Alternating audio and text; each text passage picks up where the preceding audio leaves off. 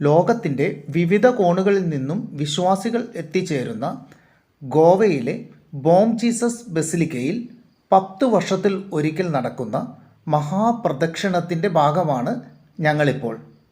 472 വർഷങ്ങൾക്ക് മുമ്പ് ഈ ലോകത്തിൽ ജനിച്ച് ജീവിച്ച് മരിച്ച വിശുദ്ധ ഫ്രാൻസിസ് സേവ്യറിൻ്റെ ഇന്നും അഴുകാതെയിരിക്കുന്ന ഭൗതിക ശരീരം 10 വർഷത്തിലൊരിക്കൽ പൊതുജനങ്ങൾക്ക് ദർശിക്കുന്നതിന് വേണ്ടി പുറത്തെടുക്കുന്ന ദൃശ്യങ്ങളാണ് നിങ്ങളിപ്പോൾ കണ്ടുകൊണ്ടിരിക്കുന്നത്. നവാര രാജ്യത്ത്, അതായത് ഇപ്പോഴത്തെ സ്പെയിനിൽ ജനിച്ച് ഭാരതത്തിൻ്റെ 2ാമത്തെ അപ്പോസ്തലനായും ജപ്പാനിലെ ആദ്യത്തെ അപ്പോസ്തലനായും ലക്ഷക്കണക്കിന് ആൾക്കാരെ മാമോദീസ കൊടുത്ത് കർത്താവിലേക്ക് എത്തിച്ച ശക്തനായ ഒരു മിഷണറി. ഏകദേശം 10 വർഷത്തെ പ്രവർത്തനം കൊണ്ട് 1000 മിഷണറിമാർ ചെയ്യുന്നതിനേക്കാൾ കൂടുതൽ കാര്യങ്ങൾ ഒറ്റയ്ക്ക് ചെയ്ത കർത്താവിൻ്റെ ശക്തനായ ദാസനായിരുന്നു ഫ്രാൻസിസ് സേവ്യർ. സ്പെയിനിലാണ് അദ്ദേഹം ജനിച്ചത്. 1506 ജനിച്ച് 1552 മരിച്ച 46 വയസ്സ് മാത്രം നീണ്ടു നിൽക്കുന്ന ഒരു ജീവിതം. സ്പെയിനിൽ അദ്ദേഹം ഉന്നത കുല ജാതരായ മാതാപിതാക്കൾക്ക് 6ാമത്തെ മകനായി ജനിച്ചു. അപ്പനും ജ്യേഷ്ഠന്മാരുമൊക്കെ സൈനികരായിരുന്നു. അപ്പോൾ സൈന്യത്തിൽ ചേർന്ന് തൻ്റെ കുടുംബത്തിൻ്റെ പ്രശസ്തി ലോകമെങ്ങും എത്തിക്കുക എന്ന ഉദ്ദേശത്തോടു കൂടിയാണ് അദ്ദേഹം പഠിച്ചുകൊണ്ടിരുന്നത്. അതിനുശേഷം പാരീസിലെ സർവകലാശാലയിൽ ഉന്നത പഠനത്തിനായി പോയി. പക്ഷേ അവിടെയാണ് അദ്ദേഹത്തിൻ്റെ ടേണിംഗ് പോയിൻ്റ് ഉണ്ടായത്. ഒരു വലിയ വീട് വാടകയ്ക്കെടുത്ത് ജോലിക്കാരെയൊക്കെ കൂട്ടിയാണ് പിതാവ് ഈ മകനെ പഠിക്കാൻ അങ്ങോട്ട് അയച്ചത്. സമ്പൽ സമൃദ്ധിയിൽ സുഖമായി ജീവിക്കുന്ന സമയത്താണ് പിതാവ് പെട്ടെന്ന് മരിക്കുക, സാമ്പത്തിക തകർച്ച, ജീവിതത്തിൻ്റെ ഗതി തന്നെ മാറി ഒഴുകുകയുമുണ്ടായി. സമ്പൽ സമൃദ്ധിയിലും ആർഭാടത്തിലും ജീവിച്ചിരുന്ന വിശുദ്ധൻ ജോലിക്കാരെ എല്ലാം പറഞ്ഞയച്ച് ഒരു കൂട്ടുകാരൻ്റെ കൂടെ താമസിക്കുവാൻ തുടങ്ങി. ഈ കൂട്ടുകാരൻ്റെ പേര് പീറ്റർ ലെ ഫാബർ എന്നായിരുന്നു. ഈ കൂട്ടുകാരനാകട്ടെ 13ാം വയസ്സിൽ ബ്രഹ്മചര്യവ്രതം എടുത്ത് അച്ഛൻ പട്ടത്തിന് പഠിക്കുന്നതിൻ്റെ ഭാഗമായാണ് പാരീസിൽ എത്തിയിരുന്നത്. അങ്ങനെ പീറ്ററും ഫ്രാൻസിസും ഒരു മുറിയിൽ താമസം ആരംഭിച്ചു. ഫ്രാൻസിസിനെ സംബന്ധിച്ച് ഒറ്റ ചിന്തയുള്ളൂ: പഠിക്കണം, മിടുക്കനാകണം, സൈന്യത്തിൽ ചേരണം, ലോകത്തിലെ വലിയ ആളാകണം. പക്ഷേ കൂടെയുള്ള പീറ്ററിൻ്റെ ചിന്ത അങ്ങനെയല്ല. ലോകത്തിൻ്റെ ക്ഷണികതയും ലോകത്തിൻ്റെ നശ്വരതയും അതെല്ലാമാണ് അദ്ദേഹത്തിൻ്റെ ചിന്തയിലുള്ളത്. അപ്പോഴത്തേക്ക് നമ്മുടെ ഫ്രാൻസിസിൻ്റെ ചിന്തയും മാറുവാനായിട്ട് കൂടെയുള്ള സഹോദരൻ കാരണക്കാരനായി. അങ്ങനെ പഠനം തുടരുന്നതിൻ്റെ ഇടയിൽ 3ാമത് ഒരാൾ കൂടി റൂംമേറ്റായി അവരുടെ കൂടെ കൂടി. അത് മറ്റാരുമായിരുന്നില്ല, വിശുദ്ധ ഇഗ്നേഷ്യസ് ലയോളയായിരുന്നു. പട്ടാളത്തിൽ കമാൻഡർ ആയിരുന്ന അദ്ദേഹം യുദ്ധത്തിൽ കാലിന് മുറിവേറ്റ് ജോലി ഉപേക്ഷിക്കേണ്ടതായി വരികയും 38ാമത്തെ വയസ്സിൽ ഉന്നത പഠനത്തിനായി പാരീസ് സർവകലാശാലയിൽ എത്തിയതുമാണ്. ഇപ്പോൾ 3 പേർ, വ്യത്യസ്തമായ ചിന്താഗതിയുള്ളവർ, ഒരേ മുറിയിൽ. പുതുതായി വന്ന കൂട്ടുകാരൻ, അതായത് വിശുദ്ധ ഇഗ്നേഷ്യസ് ലയോള, ഇടയ്ക്കിടയ്ക്ക് ഫ്രാൻസിസിനോട് ചോദിക്കും: ഫ്രാൻസിസേ, നീ ലോകം മുഴുവൻ നേടിയാലും നിൻ്റെ ആത്മാവിനെ നഷ്ടപ്പെടുത്തിയാൽ എന്തു പ്രയോജനം?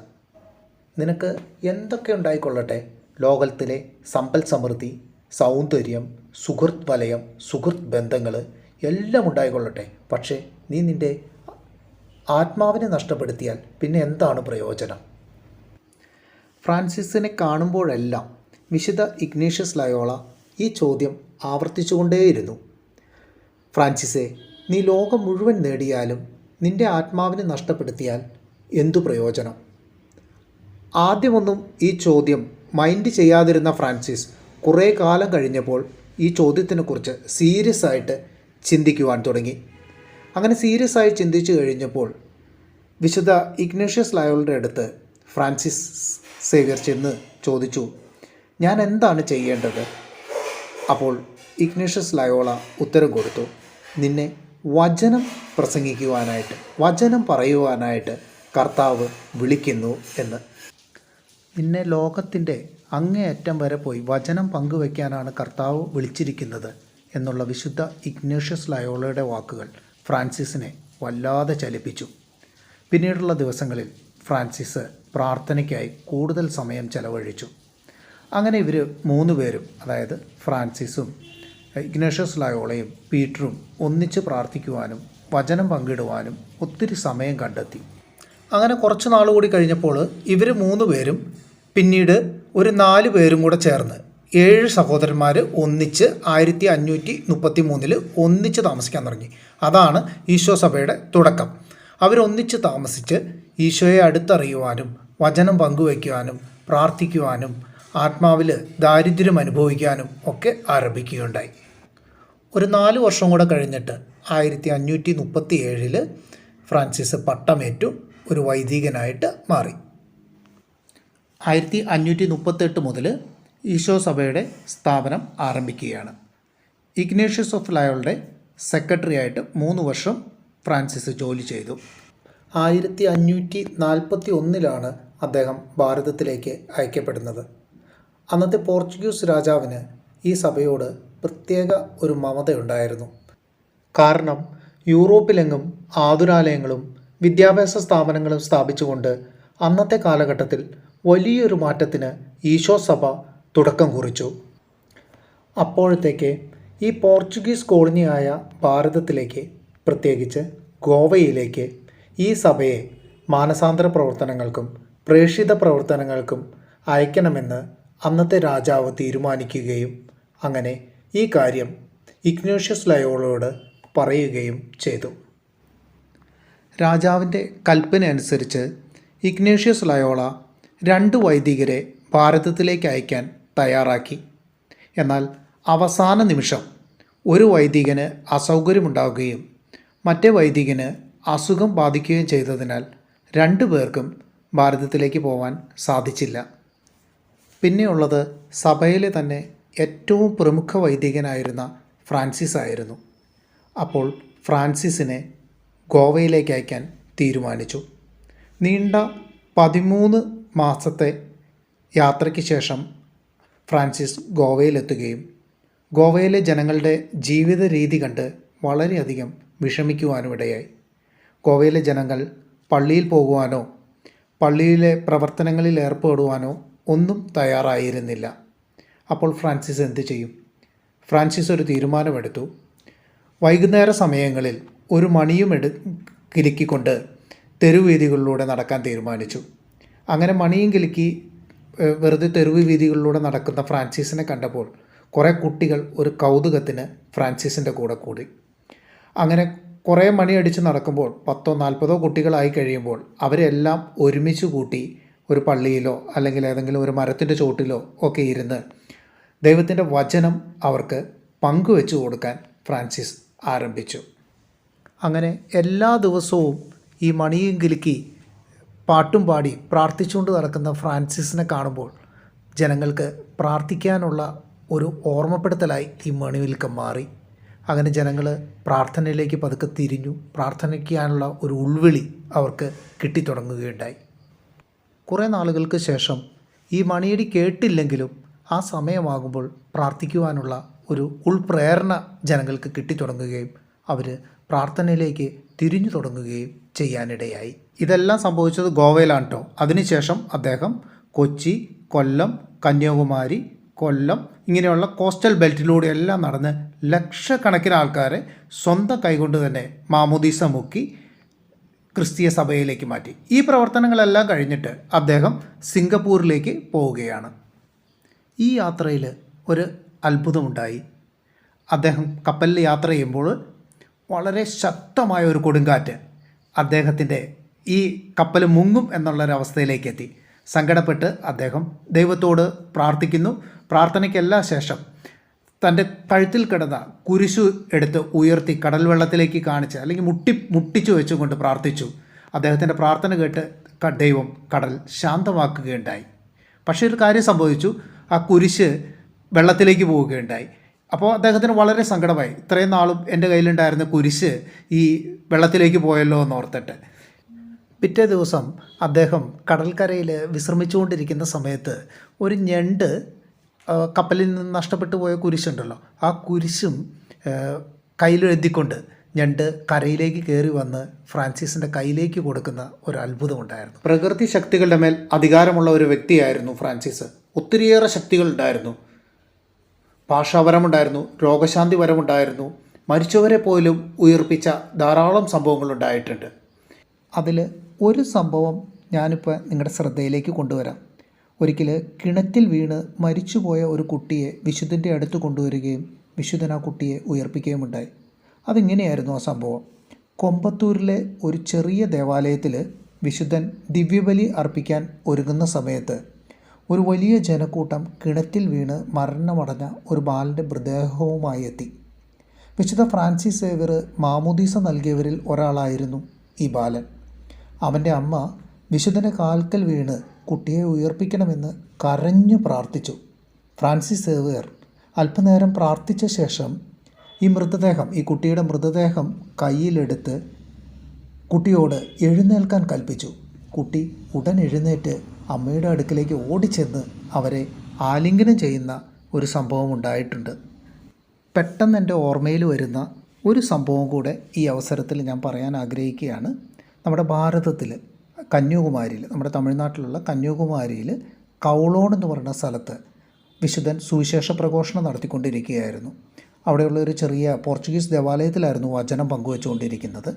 ആ സമയത്ത് അവിടെ വന്നിരുന്ന ജനങ്ങളുടെ കഠിന ഹൃദയവും സത്യത്തിനും വെളിച്ചത്തിനും ദൈവത്തിനുമെതിരെ തന്നെ കൊട്ടിയടിക്കപ്പെട്ടതായി അദ്ദേഹത്തിന് തോന്നുകയുണ്ടായി.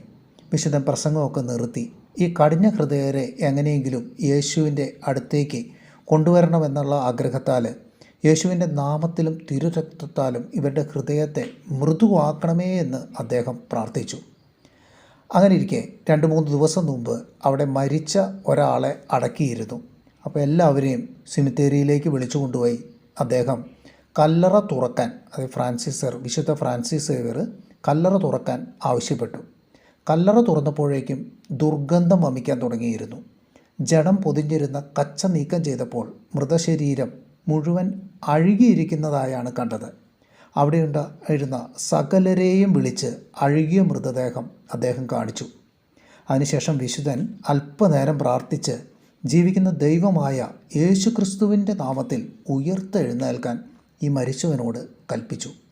മരിച്ചവൻ ആരോഗ്യവാനായി ഉയർത്തെഴുന്നേറ്റു. അമ്പരന്നു പോയ ജനക്കൂട്ടം വിശുദ്ധനിൽ നിന്നും മാമോദീസ സ്വീകരിച്ചു. അന്ന് ഒരൊറ്റ ദിവസം കൊണ്ട് ഈ അത്ഭുതത്തിലൂടെ അസംഖ്യം പേർ മാനസാന്തരപ്പെട്ടു. സിംഗപ്പൂരിലെ വചന പ്രഘോഷണത്തിന് ശേഷം അദ്ദേഹം ജപ്പാനിലേക്ക് പോവുകയുണ്ടായി. ജപ്പാനിൽ ആദ്യമൊക്കെ എതിർപ്പുകൾ ഉണ്ടായിരുന്നെങ്കിലും പിന്നീട് പല ദ്വീപുകൾ മാറി മാറി വചനം പ്രഘോഷിച്ചതിന് ശേഷം വിശുദ്ധ ഫ്രാൻസിസ് സേവ്യർ ചൈനയിലേക്ക് യാത്രയായി. എന്നാൽ ചൈനയിൽ പ്രവേശിക്കുവാൻ അദ്ദേഹത്തിന് അനുമതി കൊടുക്കുകയുണ്ടായില്ല. അങ്ങനെ സങ്കടപ്പെട്ട് കപ്പലിൽ തന്നെ ഇരിക്കുന്ന സമയത്ത് ശക്തമായ പനി അദ്ദേഹത്തെ ബാധിച്ചു. അന്നത്തെ കാലത്ത് പനിയെ പറ്റിയുള്ള ഒരു വിശ്വാസം ഇങ്ങനെയായിരുന്നു: ശരീരത്തിൽ ദുഷിച്ച രക്തം ഉണ്ടാകുമ്പോഴാണ് പനി വരിക എന്ന്.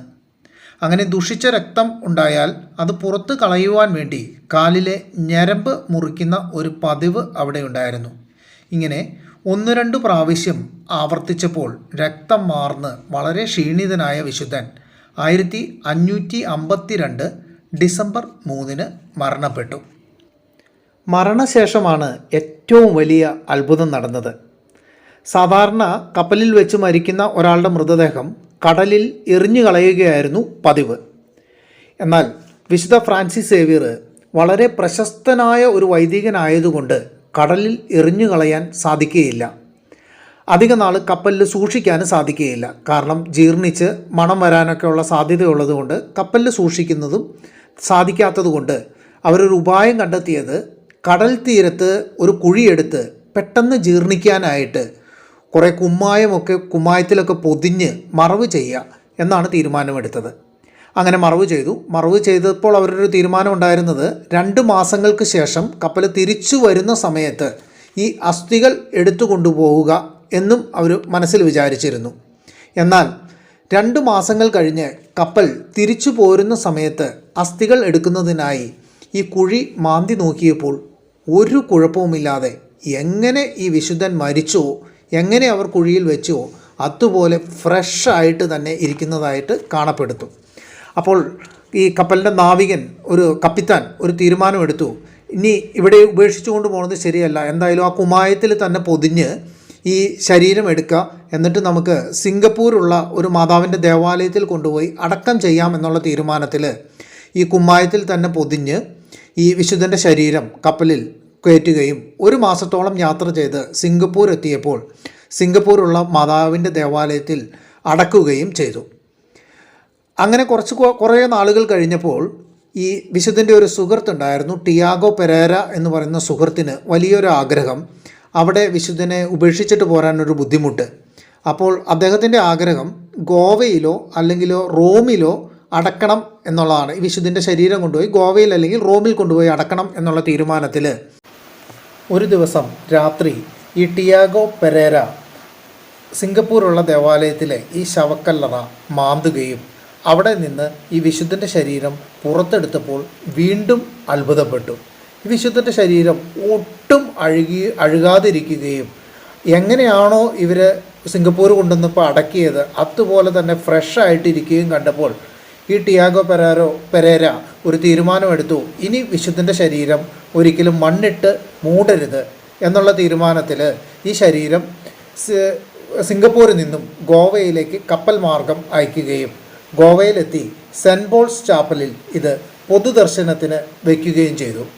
ഇങ്ങനെ പൊതുദർശനത്തിന് വെച്ചുകൊണ്ടിരിക്കുമ്പോൾ ഒത്തിരി പേര് വന്ന് മുടന്തർ, അതുപോലെ ബധിരർ, കാലിനും അസുഖമുള്ളവർ, പല അസുഖങ്ങളുള്ളവർ വന്ന് ഈ വിശുദ്ധനെ കണ്ട് തൊട്ട് വണങ്ങി ഈ സൗഖ്യം പ്രാപിച്ച് പോവുകയും അങ്ങനെ വരുന്ന സമയത്ത്, അങ്ങനെ നടന്നുകൊണ്ടിരിക്കുന്ന സമയത്ത് തന്നെ ഈ സൗഖ്യം കിട്ടിക്കൊണ്ടൊക്കെ ഇരിക്കുന്ന സമയത്ത് പലരും ഭക്തി മൂത്ത് വന്ന് ഒരു ദിവസം ഒരു സ്ത്രീ വന്ന് ഭക്തി മൂത്ത് ഈ വിശുദ്ധൻ്റെ കാല് ചുംബിക്കുന്ന അവസരത്തിൽ വിരൽ കടിച്ചുകൊണ്ട് പോകുന്ന ഒരു അവസ്ഥയുണ്ടായി.